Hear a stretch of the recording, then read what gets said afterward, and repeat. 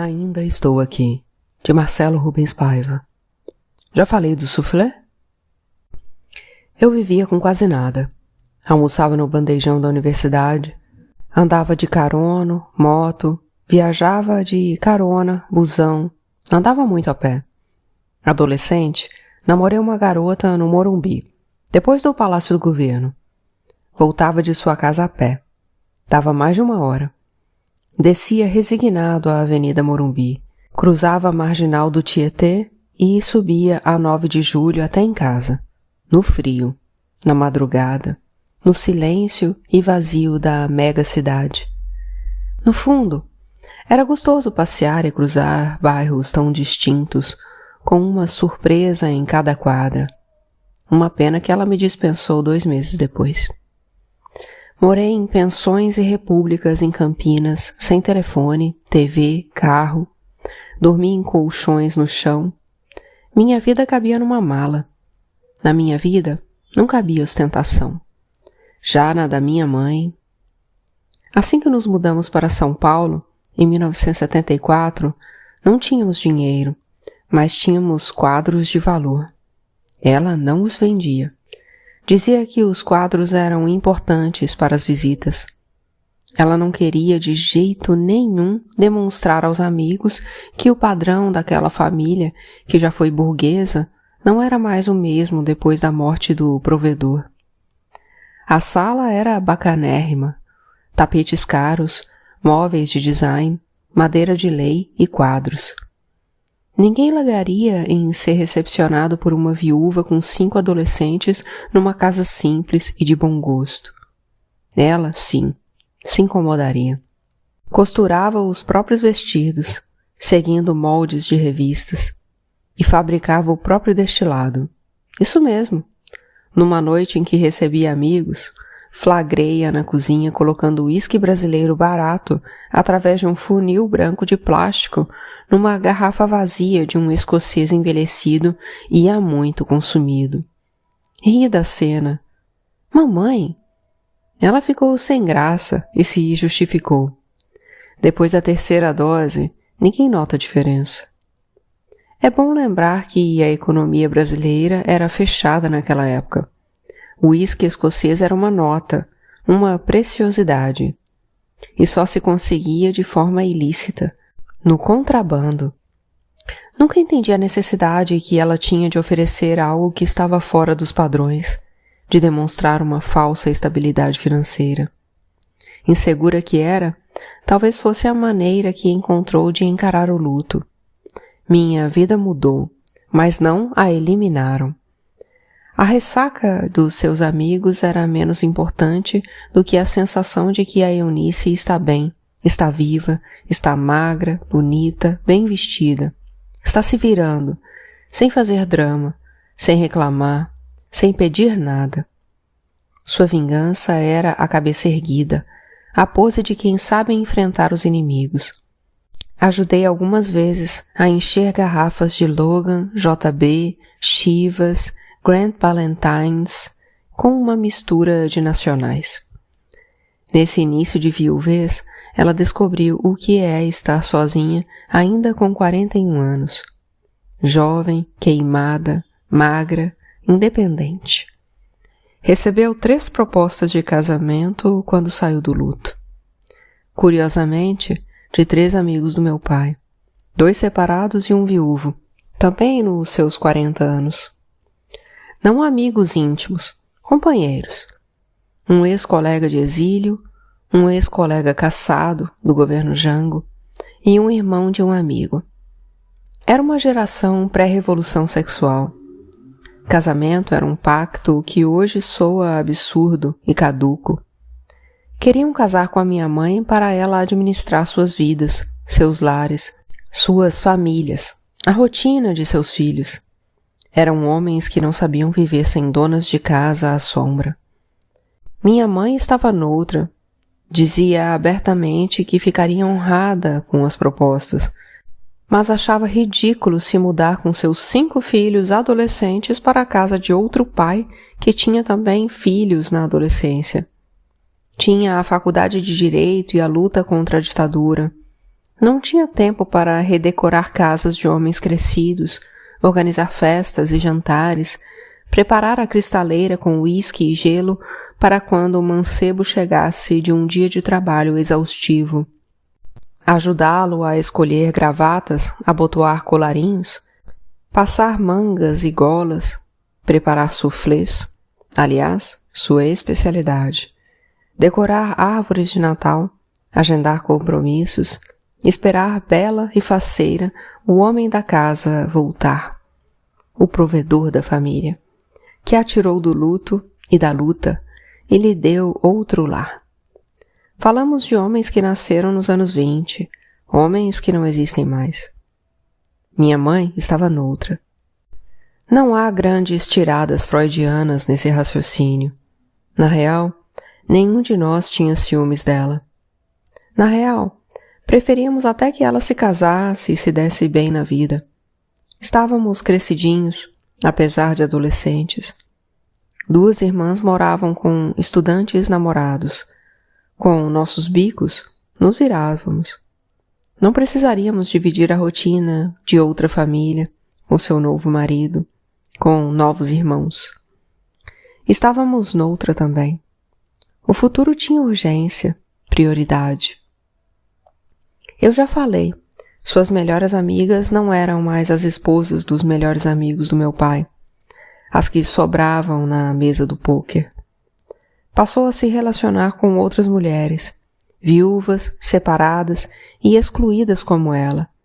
Uma editora lésbica que por um tempo namorou uma mulher chamada Eunice, o que virou a maior gozação lá em casa.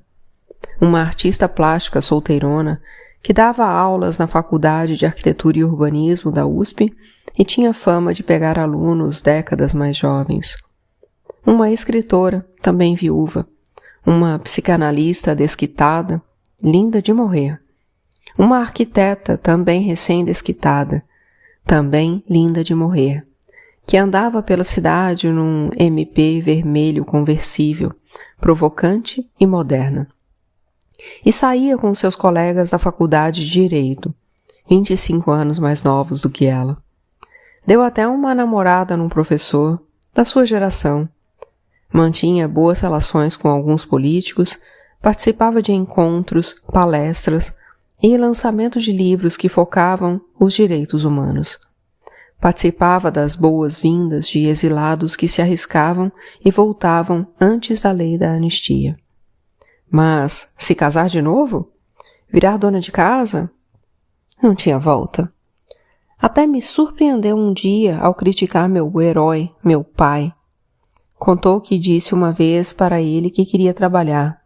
Ele, irônico, comentou: "Vai abrir uma boutique em Ipanema?" Ela ficou furiosa. Meu herói, meu pai, era um homem da sua geração. Queria uma mulher que não trabalhasse. Sempre disponível, acessível, disposta, arrumada.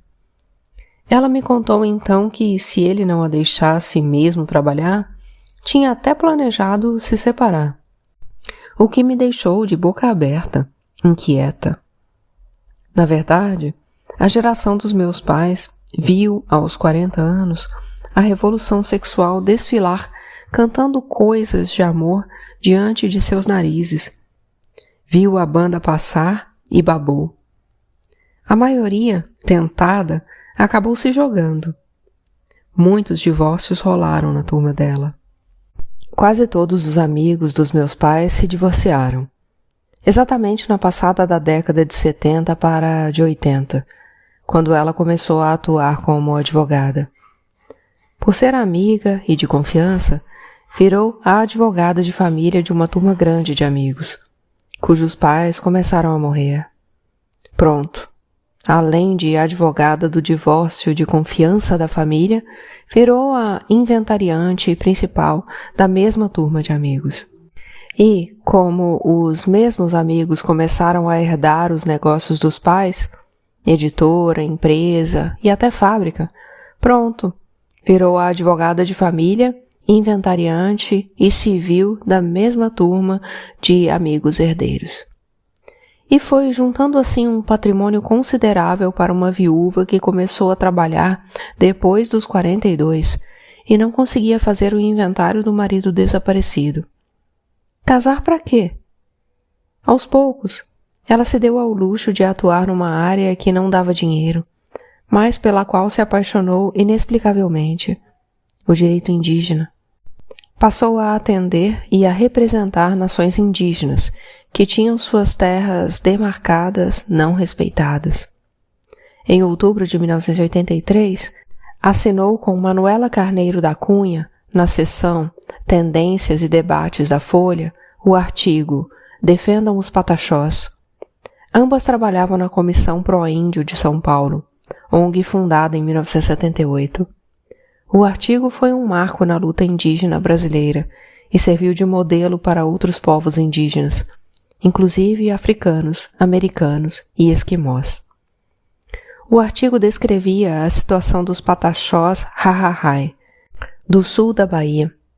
Ironicamente, morando nas terras em que oficialmente os europeus colocaram os pés pela primeira vez no descobrimento, tratados como um estorvo na ditadura por fazendeiros aliados do regime.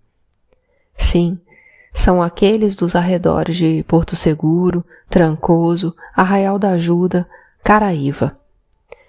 Quem já passou por lá sabe que hoje não se pode entrar em suas terras sem autorização. Respeitam a existência deles, que se espalham de Ilhéus até os arredores do Monte Pascoal. A elevação vista pela tripulação de Cabral. Terra à vista, continuam no mesmo lugar. No artigo, elas descreviam a saga vivida pelos Pataxós, cuja reserva foi criada em 1929 e tinha 50 léguas quadradas. Em 1936, foi mutilada pelo próprio órgão do governo federal, o Serviço de Proteção aos Índios, o SPI. Em 1937, o governo arrendou suas terras para fazendeiros. Poceiros e grileiros começaram a expulsar os nativos. Na década de 60, o governo os abandonou, fechou o posto de fiscalização. Em 1970, o governo da Bahia distribuiu títulos de propriedade do território indígena a fazendeiros. Em 1982, a FUNAI, que substituiu o SPI, negociou. Os índios se contentariam com 6.500 hectares e renunciariam aos 29.500 restantes. Não cederam. Foram cercados pela Polícia Federal, que fechou a estrada. Ficaram isolados e sem mantimentos. A solução final estava em andamento. Elas escreveram, abre aspas, os Pataxós estão acuados. São mais de 750 na Fazenda São Lucas, em que barracas apodrecem. Estão na inteira dependência da FUNAI para sua alimentação, que não permite o cultivo de roças. Faltam ferramentas e sementes. Estão sem água potável. Os fazendeiros os impedem de ir ao rio a 1 quilômetro da fazenda. Nessa situação, a quem recorrer? À FUNAI, que, enquanto tutora, deveria encaminhar a vontade expressa dos tutelados, mas está substituindo sua voz à deles. Coloca-se em posição que não lhes cabe, de mediadora até de juiz. A FUNAI está atrelada a um sistema no qual os direitos indígenas são a última das suas preocupações. Fecha aspas. Assim era o Brasil da ditadura. O órgão que deveria defender os índios defendia os fazendeiros que invadiam as terras indígenas.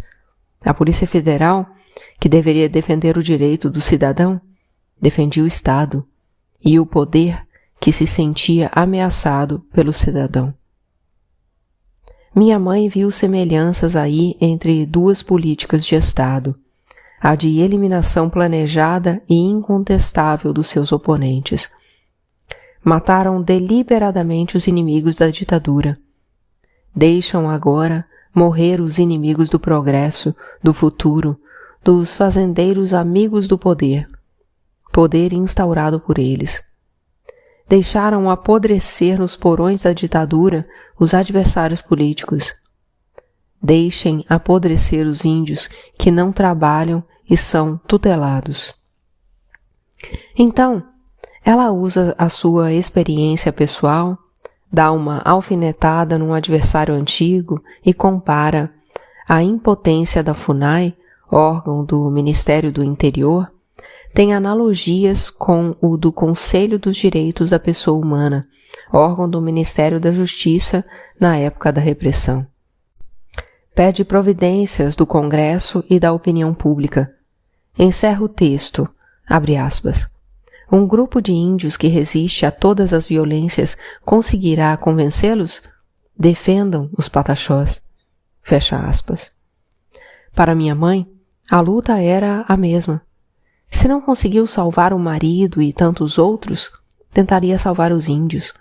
Numa ditadura enfraquecida, com uma sociedade civil mais organizada e a imprensa livre. O Congresso instituiu a CPI do Índio. A FUNAI mudou de comando e de política. Passou para as mãos dos índios. As reservas foram demarcadas e os fazendeiros expulsos. Hoje existem mais de 14 mil pataxós na área. Um detalhe chama a atenção. Ela não assinou Maria Lucrécia Eunice Faciola Paiva. E olha que em todas as ocasiões ela sempre exigiu que usassem o nome completo, composto de 3 nomes. Nem assinou como a viúva de Rubens Paiva, do Movimento pela Anistia, Diretas Já, uma familiar de desaparecido político, uma vítima da ditadura. O artigo é assinado por uma Eunice Paiva, por uma Eunice, uma outra Eunice, uma nova Eunice. E, cuidadosa que era, certamente foi quem pediu. Assinarei apenas Eunice Paiva. Muitos dos leitores do artigo não fizeram associação com a outra Eunice Paiva, a Maria Lucrécia Eunice Faciola Paiva. Não sei nem se a Folha sabia que era a viúva do Rubens Paiva quem assinava o artigo na importante página 3. No mesmo ano, a notícia, abre aspas, a ameaça de morte a funcionários da FUNAI, reféns dos índios do Xingu, preocupava antropólogos reunidos em São Paulo. Sob a liderança indígena de Ailton Krenak, que recebeu uma carta dizendo que seria impossível controlar os guerreiros e garantir a vida dos reféns. Fecha aspas. Minha mãe aparece na imprensa como jurista, advertindo para o problema da não demarcação das terras indígenas. Ela citou um caso em Serra Morena, no Mato Grosso, onde o próprio governo teria invadido uma terra indígena e estaria construindo uma hidrelétrica. Jurista. A Comissão da Verdade mostrou que índios foram presos, sofreram tortura e até desapareceram durante a ditadura. Houve massacres de aldeias, crimes não eventuais, mas sistemáticos, praticados por agentes do Estado ou a serviço dele. Abre aspas. O ano de 1968, na esteira do endurecimento da ditadura militar com o AI-5, marca o início de uma política indigenista mais agressiva, inclusive com a criação de presídios para indígenas.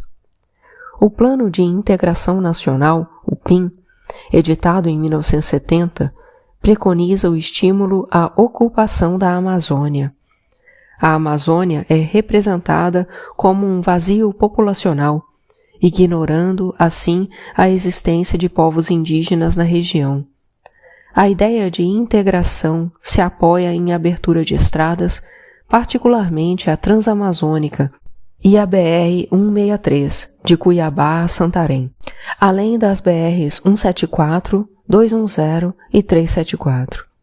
A meta era assentar umas 100 mil famílias ao longo das estradas e mais de 2 milhões de quilômetros quadrados de terras expropriadas. Na época, o ministro do Interior era o militar e político José Costa Cavalcante, um dos signatários do AI-5, que ficaria no cargo de 1969 até 1974, apoiado por Costa e Silva, a quem ajudara a ascender a presidente, e por Médici. Costa Cavalcante, ele próprio, declara que a Transamazônica cortaria terras de 29 etnias indígenas, sendo 11 grupos isolados e 9 de contato intermitente, acarretando em remoções forçadas. Para a consecução de tal programa, a FUNAI, então dirigida pelo general Bandeira de Melo, firmou um convênio com a Superintendência de Desenvolvimento da Amazônia, a Sudã, para a pacificação de 30 grupos indígenas arredios e se tornou a executora de uma política de contato, atração e remoção de índios de seus territórios em benefício das estradas e da colonização pretendida. Fecha aspas. Povos sofreram remoções forçadas, aldeias foram dizimadas. Houve genocídio dos índios Chetás, no Paraná. Houve genocídio dos Avascanoeiros, no Araguaia, e um massacre contra os Cinta-Largas, no Mato Grosso. Teve uma cadeia só para indígenas, o chamado Reformatório Krenak, construído em Governador Valadares. O sertanista Antônio Cotrim Soares dizia que era um campo de concentração para onde eram enviados os índios revoltados com o sistema explorador e opressivo da FUNAI. 121 índios ficaram presos entre 1969 e 1979. Ao ouvir Bonifácio R. Duarte, índio Guarani Kaiowá, detido no reformatório, os comissários da Comissão Nacional da Verdade descobriram um padrão com o qual estavam familiarizados em relatos de presos políticos. Abre aspas. Amarravam a gente no tronco, muito apertado. Tinha outros que eles amarravam com corda de cabeça para baixo. A gente acordava e via aquela pessoa morta que não aguentava ficar amarrada daquele jeito. A gente tinha medo. Os outros apanharam mais pesado que eu. Derrubavam no chão. Fecha aspas. Relatou também o desaparecimento de parentes e fez referência a uma ilha para onde os presos eram levados e não voltavam mais. Ilha das Cobras. Oredes Krenak também denunciou. Abre aspas. Bater era normal para eles. Se o índio tentava se justificar por alguma acusação, batiam com um cacetete grande, depois jogavam na prisão. Não podiam nem perguntar por que estavam sendo punidos. Também batiam de chicote. Algemavam o preso dentro da cadeia e ele não podia falar, argumentar. Ameaçavam com arma. Os mais antigos contam que, quando matavam um índio, jogavam no Rio Doce e diziam para os parentes que tinha ido viajar. Até a década de 80, nosso povo sofreu bastante com os militares. Fecha aspas. Depois de ouvir relatos semelhantes e se identificar com a dor, minha mãe se engajou com tudo. No Dia do Índio de 1984, participou de um debate na TV Cultura ao lado de Ailton Krenak, Dalmo Dallari, Silvia Calbi e sua amiga Carmen Junqueira. Passou a ser apresentada como assessora jurídica da Comissão Pró-Índio. Participou de vários debates, sempre ao lado de Krenak e Dallari. Era dura, exigia a demarcação das terras indígenas. Denunciava que o governo não parecia estar disposto a cumprir o que exigia a lei. Governo militar ainda. O que restava dele? Anos depois, foi ela quem atuou para que a Vale do Rio Doce indenizasse os índios em cujas terras fora construída a linha de trem. A notícia se espalhou. Outras nações, outros povos pediram a sua intervenção. Um dia cheguei na casa dela. Tinha na sala um Krenak, Ailton, de quem ficou muito amiga, um Terena e um índio tucano enorme. Depois a vi se reunindo com os Yanomamis. As linhas de transmissão da Eletronorte passavam em terras indígenas. Lá ia ela intervir. O Banco Mundial investia em projetos na Amazônia e exigia o respeito às terras indígenas.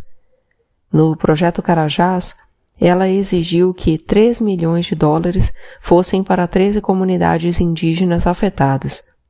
Em Rondônia, a mesma coisa. O Banco Mundial financiou a rodovia Cuiabá-Porto Velho, que passou por terras indígenas, condicionando a proteção de aldeias. Minha mãe advogou por eles.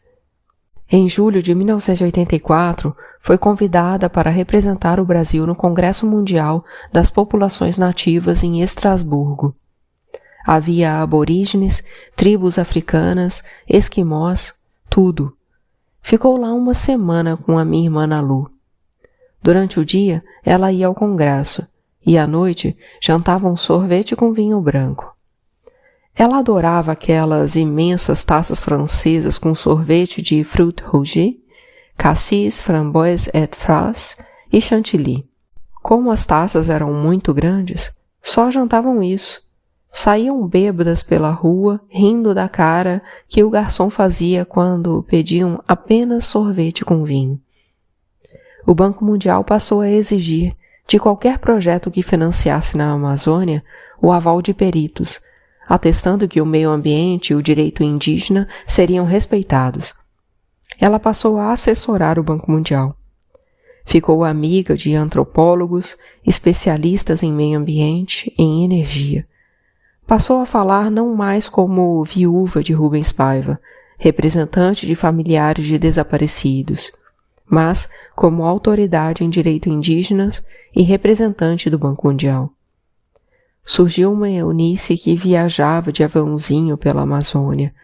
Chegava suja de terra e, eventualmente, com uma tatuagem de urucum, pulseiras e colares, de jeans e tênis, que ia e voltava para a Suíça, Genebra, para reuniões no escritório do Alto Comissário das Nações Unidas para os Direitos Humanos, que ia a Brasília defender o direito indígena nas instâncias superiores, FUNAI, STF, uma Eunice que, para variar, se renovava, encerrava um luto na medida do possível, e a que meu pai, se por um milagre reaparecesse, teria que se readaptar, uma mulher nova e independente, que não serviria o esquinho para ele, porque estaria numa reunião da ONU, e que duvido muito aceitasse voltar ao papel de dona de casa do Leblon ou gerente de qualquer boutique de Ipanema.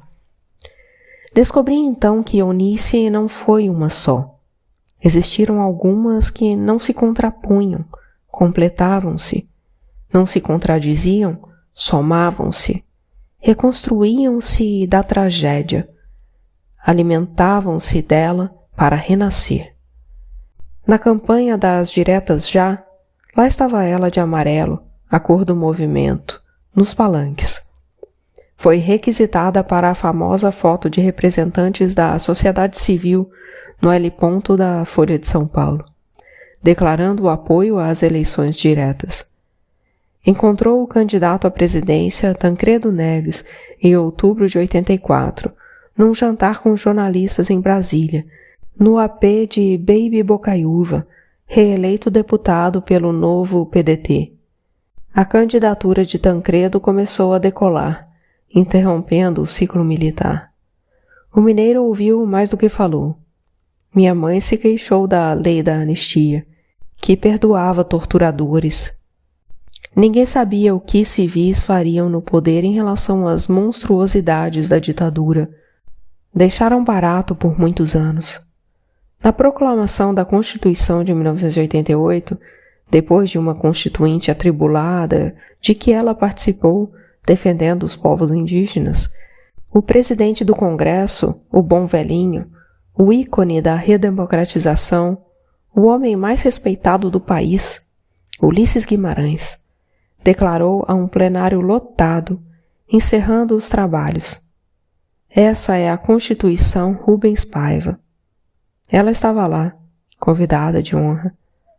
Em junho de 1990, chegaram a oferecer que ela fosse candidata ao Senado pelo PT. Ela não quis. Ofereceram a suplência do senador Eduardo Suplicy, Ficou honrada. Ela era amiga do Supla pai, mas declinou. Queria tocar a sua vida. Em outubro, estava num painel discutindo a questão das nações indígenas no Salão Nobre da OAB de São Paulo, na Praça da Sé. Inaugurou a Biblioteca Rubens Paiva, no prédio de engenharia da Mackenzie, onde ele estudou e militou. Nasceram os primeiros netos. Eunice virou vovó Nice. Em 25 de setembro de 1998, inaugurou com o governador do Rio, Marcelo Alencar, a estação de metrô Engenheiro Rubens Paiva. Depois, o terminal Rubens Paiva da rodoviária de Santos. Não deu para ela ir à inauguração da escola Rubens Paiva, em Sapopemba, zona leste de São Paulo. Escola Municipal Técnica. Fui com a Veroca. Apresentaram uma peça contando a história da minha família. Um garotinho de lá me representou. Eram todos negros. Enquanto víamos renascer outra mãe, que voltava a dançar Frank Sinatra com uma alegria verdadeira, estalar os dedos no ritmo, rir de verdade, beber com gosto um bom vinho e um uísque, enfim, legítimo, algumas das suas manias permaneciam, como a de pentear meu cabelo ou criticar o corte, ou a falta de. Bastava eu chegar em casa que ela o penteava. Certa vez, no Teatro Municipal, fui receber um prêmio literário e ela veio atrás, me penteando. Não reclamava das minhas roupas, de eu fumar, apesar da infância com bronquite, em que ela passou noites em claro comigo, me ajudando a respirar. Não reclamou dos meus amigos esquisitos, abatidos, magros, de namoradas excêntricas, dos meus sumiços. Ao contrário, meus amigos malucos a adoravam. Ela os tratava bem, ela tinha assunto. Orgulhava-se da minha opção de vida. Ela também tinha feito letras.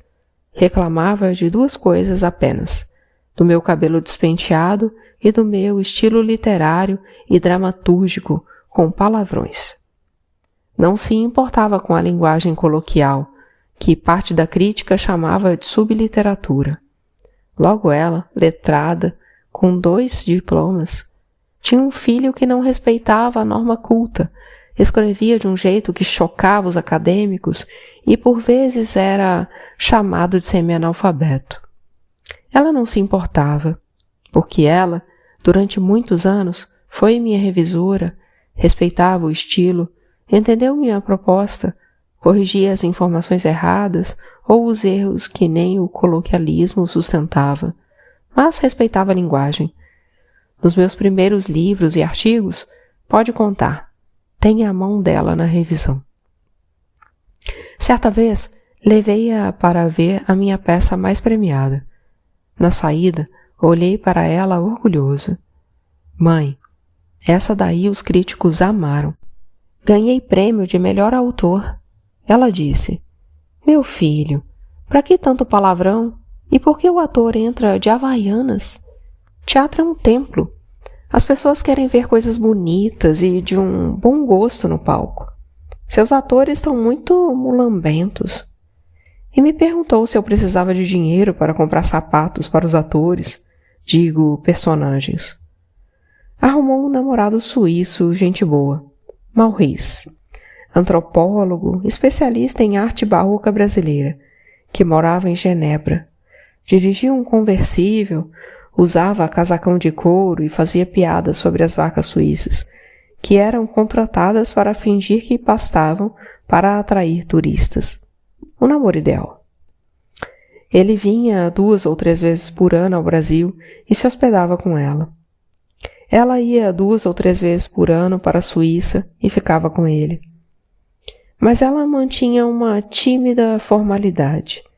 Quando ele vinha, minha mãe preparava o quarto de hóspedes, quarto que já fora meu um dia, mas ele dormia com ela, no quarto dela. Sei, pois cheguei um dia de surpresa, a porta do quarto de hóspede estava aberta, risadinhas vinham do quarto dela, cuja luz estava acesa e a porta bem fechada. Dei a volta e os deixei a sós. O cara era tão gente boa, jovem, cheio de histórias para contar, antropólogo e que conhecia mais o Brasil do que muitos brasileiros, com uma ironia carioca, bon vivant. Zero ciúme dessa relação, zero incômodo. Nem da minha parte, nem das irmãs. Ao contrário, sempre quisemos que ela se desse bem, que namorasse, que não vivesse o papel de viúva da ditadura, viúva de desaparecido, viúva de mártir. Ninguém queria uma mãe num luto eterno. A essa altura, ela morava sozinha, ganhava um bom dinheiro, viajava sem parar. Os 5 filhos já casados, criados, formados, com mestrados ou doutorados. Ele se especializou na ocupação francesa no Maranhão. Foi pedir apoio financeiro ao Sarney, então presidente do Brasil. Mamãe não gostou, achou oportunismo. Certa vez foi visitá-lo em Genebra. Ele tinha quebrado a perna. Sentiu uma distância. O namoro acabou ali. Nem pareceu incomodada por ter terminado. Não curtiu fossa alguma. Minha irmã Babil, casada com um suíço que mora em Berna, convidou Maurice para fazer parte da banca de mestrado dela em 1997, sobre a imigração brasileira na Suíça. Ele a adorou e deu nota máxima. Olhava para ela emocionado e dizia que aquele olhar e sorriso eram parecidos com os da Eunice. Minha mãe estabeleceu uma rotina familiar bem ortodoxa. No Natal, cozinhava os mesmos pratos havia décadas. Era no mesmo horário, com um brinde ao final. Os almoços de domingo, religiosos, ao 12:30. Ah, se alguém se atrasasse! No final de ano, estávamos liberados para passar onde bem entendêssemos. Por vezes, alugava uma casa numa praia paradisíaca e passávamos o fim de ano com ela. No ano 2000, fez um réveillon em Angra, numa casa alugada, virada do milênio. 3 filhas moravam na Europa. Vieram todas, com os maridos e filhos. Aniversários, com ela. Páscoa, com ela. Por mais jovial e libertária que houvesse se tornado, não abriu mão das tradições de uma família italiana, que quer todos próximos. E ninguém ousava discutir ou negociar tais regras. A comida, ela preparava. Ela cozinhava. E muito bem. Com um livro de receitas que é uma preciosidade guardada como um tesouro familiar. Até sorvete italiano fazia. Hoje imitado pelas minhas tias, suas irmãs. Seu marrom glacé era um clássico. Sua mousse de aipo tinha que ter em todos os finais de ano. E o soufflé? Já falei do soufflé?